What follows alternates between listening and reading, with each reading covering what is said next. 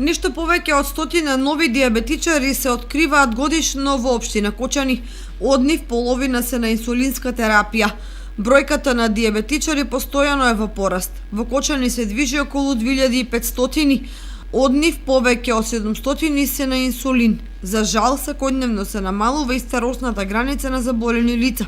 Се повеќе млади и деца добиваат чекерна болест. Оваа опака состојба во светот веќе има тенденција на една пандемија, состојба која не ја заобиколува ни нашата држава.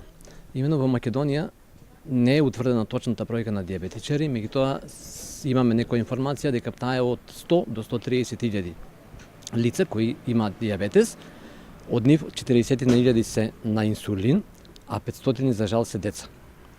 Состојбата е слична и во општина Кочани, каде што имаме околу 2.500 диабетичари, 700 се на инсулин, а 20 на деца. Диабетичарите во изминатиот период реагира на реалниот проблем со неквалитетен инсулин и апарати за мерење на шеќерот во крвта. За решавање на овој проблем, Сојузот на Сдружение на диабетичари на Македонија си презеде обврска за обезбедување на поквалитетен инсулин и апарати за мерење на шеќерот. За таа цел, ние им остваривме неколку средби со Националната комисија за диабетес и Министерството за здравство и за среќа морам да истакнам дека соработката навистина одлична со нив. Нашите сугестии беа разбрани и прифатени.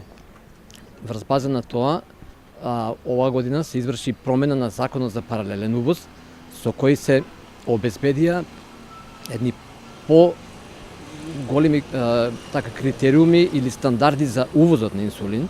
Значи мора секој инсулин да биде обезбеден покриен со сертификат за потекло, но и доказ за следливост на транспортот.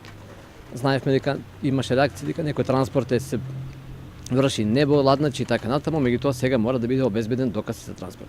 Со тоа сметаме дека од наредниот период ние нема да имаме проблем со квалитетот на инсулините и на апаратчињата за мерење на шеќер. Освен ова, Сојузот и Сдруженијата успеале да го зголемат и износот на средства кои што се потребни за лекување на диабетесот. Врз база на ова зголемување тие успеале да воведат и 3 нови инсулини. Истите се добродојдени бидејќи цели 12 години не е воведен ниту еден нов инсулин во државата. Исто така, Националната комисија за диабетес преку Министерството за здравство си презеде обврска до крајот на годината да обезбеди регистар на диабетичари на Македонија со цел утврдување на точната бројка на диабетичари во државата. Регистарот ќе ги опфати диабетичарите и на национално ниво, но и ќе се знае точната бројка и по градови, но и по старосна структура. Сдруженијето на диабетичари ќе се стремат во наредниот период заедно со Министерството за здравство и Националната комисија да воведат иновативни технологии за лекување на диабетесот. Во тој контекст, најголемо внимание ќе се посвети на лекување на ретинопатијата кај диабетичарите. Инаку Кочанското сдружение на диабетичари оваа година имаше неколку активности, меѓу кои 2 предавања и 2 акции за мерење на шеќер во крвта. Првото предавање се однесуваше на мерење на јагленохидрати во исхраната, а второто превенција и рано откривање на диабетесот кај младите. Во врска со ова, на денот кога се одбележува Светскиот ден на диабетесот 14 ноември, ќе се одржи бесплатно мерење на шеќерот во крвта на учениците од гимназијата Липчо Сантов од 7 до 9 часот, а во основното училиште Рале Кратовче ќе се одржи предавање на тема диабетес.